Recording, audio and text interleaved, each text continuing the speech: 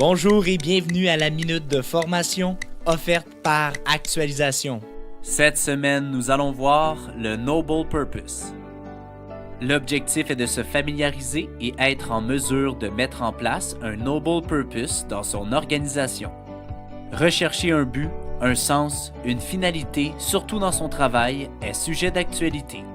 Avez-vous entendu parler du Noble Purpose? Lisa Earle McLeod a créé ce concept dans le but d'aider les dirigeants à faire une différence par rapport à leurs compétiteurs. Le Noble Purpose est une initiative stratégique qui englobe non seulement toutes les facettes d'une organisation, mais qui offre de la valeur en mettant en place un discours clair concernant l'impact de l'organisation sur ses clients. Cela dit, le Noble Purpose doit être spécifique, axé sur le client, stratégique et être un outil qui oriente la prise de décision.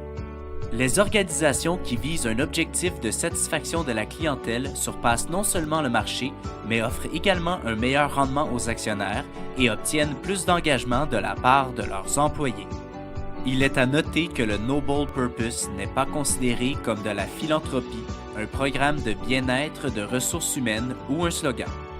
Voici les étapes à considérer afin de mettre en place un Noble Purpose dans votre organisation.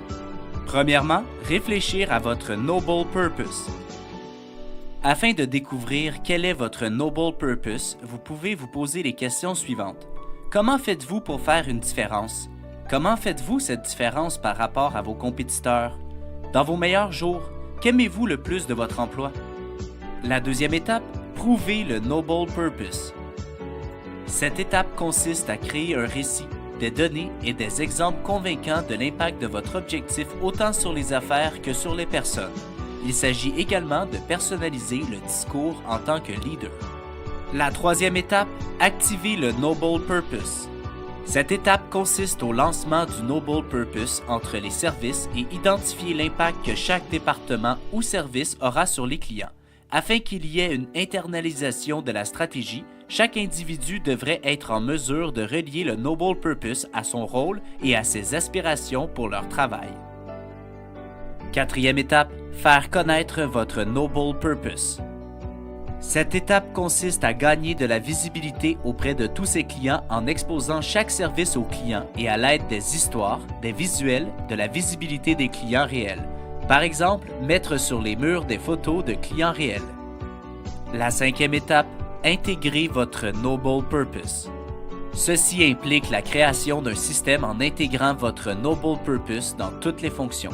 Ainsi, votre objectif devrait être intégré notamment au recrutement, évaluation de la performance et autres.